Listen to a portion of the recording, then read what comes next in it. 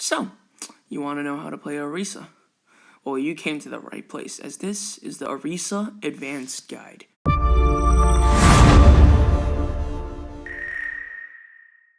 So, Arisa is a pretty unpopular hero at launch, but if you can play her right, now, I think she is in a pretty good place. So how do you play Arisa? Well, the first thing you want to do is to just do yourself a favor and delete the reload button on Arisa. Trust me, it'll help you later on, because you'll seem to reload a lot with Arisa, even though you have probably 90 bullets left in your magazine. You can enable the reload button later, but just get in a habit of not reloading as Arisa, because you probably have plenty of bullets left and you're just wasting precious time that you can be spamming into choke points. So let's talk about your primary fire as Arisa, your fusion cannon. So using your fusion cannon, you shouldn't be using it like a hit scan. If you have good aim, you should be playing Solar or Mercury. Arisa isn't the hero for you. So as Arisa, your primary focus should be the barriers, because of the massive damage output that she can do without reloading. She is perfect at busting down all barriers, so your actual DPSs can kill the actual enemies.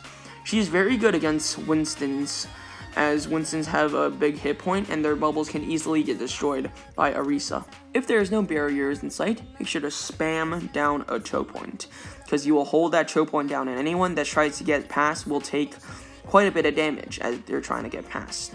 As Arisa, one of the most important abilities of your kit is your barrier. It protects pretty good protection with your team, and it works really well with Torbjorns and Bastions.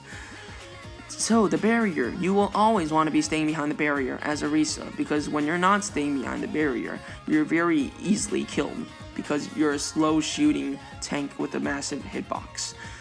And if your barrier is dead and you don't have a backup, make sure to click that Fortify. There is no such thing as a panic Fortify. It's always a good time to click Fortify. Now, when you're clicking Fortify, it's kind of a negative in a way. I don't really like the ability that much. So when you click Fortify, you glow gold, which makes you very, very obvious to see, which means most of the enemies will probably target you for some reason. It's a psychological effect that people target something glowing. I don't know why.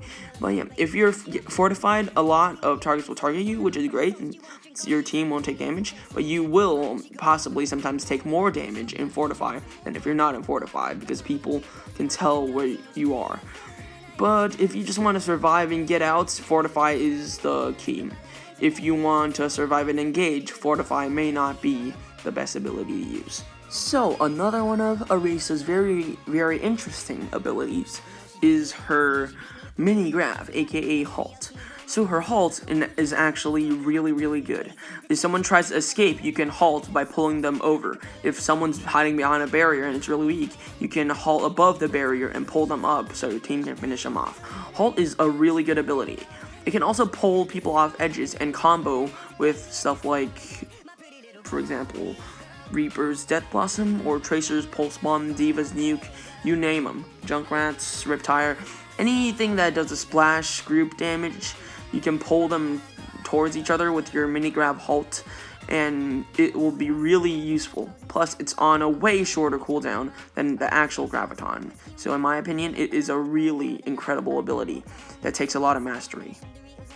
Now, it is on quite a decent cooldown, but people don't use it enough. You should be pulling snipers off of high grounds, pulling people like bastions off of payloads. If you can, it is really good with dispositioning the enemy team. Now, Arisa's ult is actually one of the more simple abilities in her kit. You just place it down, and then it basically grants pretty much a nano boost to everyone in the radius. So, it pretty much is a pretty simple ability to use. Make sure the supercharger is protected behind probably your barrier, and make sure most of your team are around the supercharger so they can get the benefit of the supercharger. It is great. Just think about it like a nano boost to your entire team.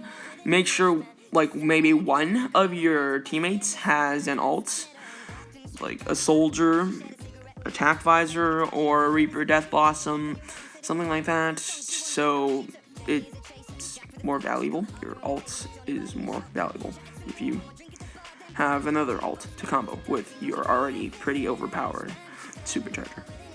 So one of the rules I stick by playing Orisa, if I'm gonna ever play her in comp, is make sure to always play her on defense. Usually in a capture point, 2 CPs, or sometimes payload, Arisa is really good at defense. In offense though, she's alright. If you're somehow gonna run attack Bastion for some reason, Arisa is actually pretty good. But in other cases, if you're running attack Arisa, you're not that smart. I kind of mentioned this before, but if you're gonna play Arisa, also make sure to combo her with other characters like Torbjorn and Bastion. They are all very good with Arisa because her barrier provides an insane protection for Bastion Sentry Mode and Torbjorn's turret. Anyways guys, that is it for the Arisa Advanced Guide video. Do you guys like these more advanced guides, or do you guys prefer more beginner guides like I did before? Anyways, like this video if you like these advanced guides, and leave a comment if you prefer the beginner guides. As always, I'll see you guys in the next video. Peace.